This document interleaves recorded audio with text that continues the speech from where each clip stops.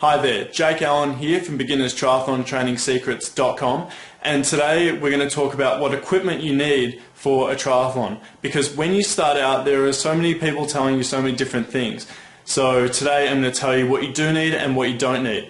So the first thing you need is a roadworthy bike. Now if you're going to get a second-hand bike, I really recommend that you go out there and make sure the bike is well maintained, see it in person if you can.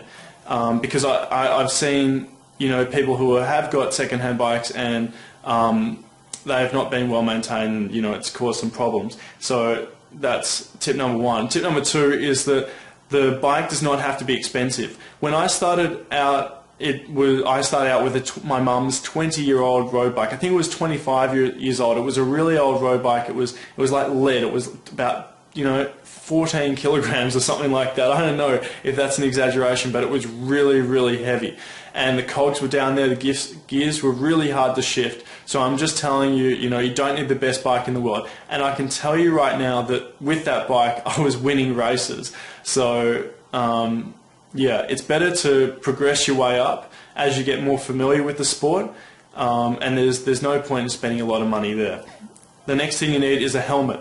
Helmets are really important. Please make sure you do your helmet up correctly. I've seen so many people come off their bikes and hit the head on the concrete. Luckily they had a helmet on, but I can just imagine if they didn't have their buckle done up on their helmet, it might have been a different story and they might not be the same person they are now. So on a serious note, the next thing you need are comfy bathers. Comfy bathers are really important because let's just remember, you're not just swimming in your bathers, you're riding and you're running in them. So they have to be comfy. Now, a lot of people say they get chafing when they ride and they run.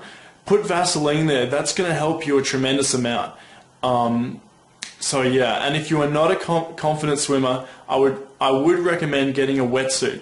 But let's just say the swim's only 250 meters. It may not be that necessary at all. But when you start getting, longer distances, that's when I would start getting a wetsuit. And plus, they give you buoyancy and it increases efficiency and will make you a faster swimmer. The next thing are goggles. Goggles are really important when you're swimming. Even though you can't see things beneath you when you're swimming, sometimes they are really important just to keep your eyes clear, etc., etc.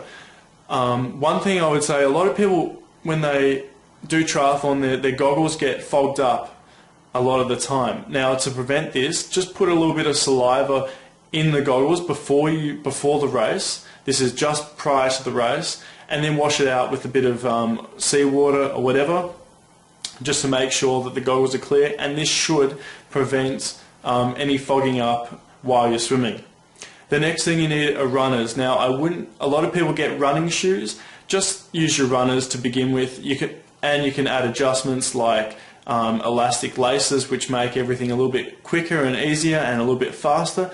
But to begin with, just stay with your running shoes. Now, the only thing I have with that, only thing I want to say is make sure your running shoes are in good condition, because sometimes running shoes that are not suited for you, that are too old or have been worn too many times, can be bad for your feet and it can cause injuries. So that's all I've got to say. I hope these tips help, and if you want any more information, go to beginnerstriathlontrainingsecrets.com. And you'll find a whole lot of information there. So thanks a lot, and I hope you enjoyed it.